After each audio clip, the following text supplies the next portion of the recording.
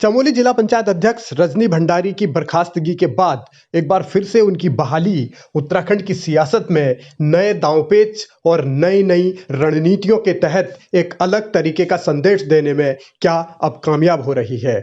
क्या उत्तराखंड के भीतर जिस तरीके से सरकार ने उन्हें बर्खास्त किया और उसके बाद क्या ये माना जाए कि सतपाल महाराज जो कि धर्मस्व और पर्यटन मंत्री हैं उनको भी एक करारा झटका लगा है। सरकार के साथ साथ क्या मंत्री के सामने भी ये एक चुनौती है कि जिस तरीके से इस पूरे मामले में बयानबाजी हुई, सवाल उठे और अब राजेंद्र भंडारी की पत्नी रजनी भंडारी की बहाली एक बार फिर से हाईकोर्ट के आदेश पर अगर हुई है तो उसके बाद राजेंद्र भंडारी कह रहे हैं, धन्यवाद कहना चाहूँगा चमोली और उत्तराखंड की जनता का।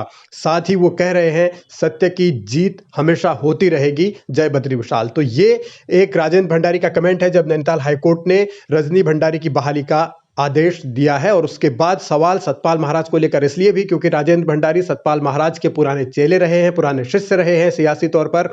मगर जब रजनी भंडारी के खिलाफ ये मामला आया और रजनी भंडारी पर यह आरोप लगे कि उन्होंने जिला पंचायत अध्यक्ष रहते हुए 2012-13 में टेंडर में गड़बड़ी की थी। हालांकि उस मामले में जब जांच हुई तो ये जरूर कहा गया था कि किसी तरीके की वित्तीय अनियमितता नहीं है, लेकिन सवाल उठने के बाद सरकार ने उन्हें बर्खास्त कर दिया था। और फिर सतपाल महाराज ने तीखी प्रतिक्रिया दी थी। उन्होंने कहा था कि उस टेंडर प्रक्रिया में मिलीभगत से हेराफेरी और घपलेबाजी बेहद दुर्भाग्यपूर्ण है, नंदा राजजात का क्योंकि मामला था।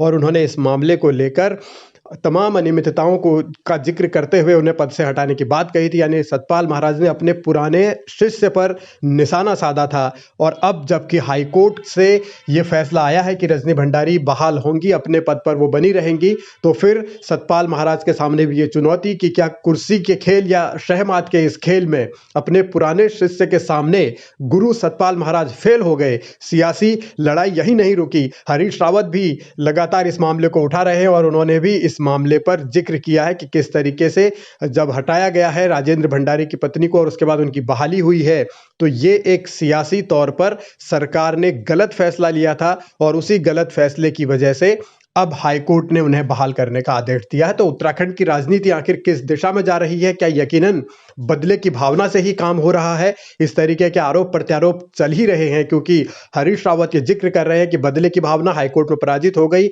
रजनी भंडारी चमोली जिला पंचायत अध्यक्ष बनी रहेंगी। माननीय मुख्यमंत्री को अपनी सरकार के इस निर्णय पर फिर से विचार करना चाहिए, हरीश रावत ने कमेंट किया है। तो ये जाहिर है कि लड़ाई भले ही जिला पंचायत अध्यक्ष की रही हो क्योंकि रजनी भंडारी कांग्रेस की हैं और वहां उनका कब्जा है, तो अब सतपाल महाराज, महेंद्र भट्ट भी बद्रीनाथ से विधायक रह चुके हैं। तो इस मामले पर पहले यह भी आरोप लगा था कि महेंद्र भट्ट की दबाव में ही इस तरीके का काम सरकार ने किया है। लेकिन अब बहाली अगर हुई है तो राजेंद्र भंडारी फ्रंट फुट पर खेलते नजर आ रहे हैं। तो उनके गुरु सतपाल महाराज, जो पुराने गुरु रहे हैं सतपाल महाराज, उनके सामने और उनकी सरकार के सामने फिलहाल एक चुनौती है। आगे क्या होगा इस पर नजर बनाए रखिए।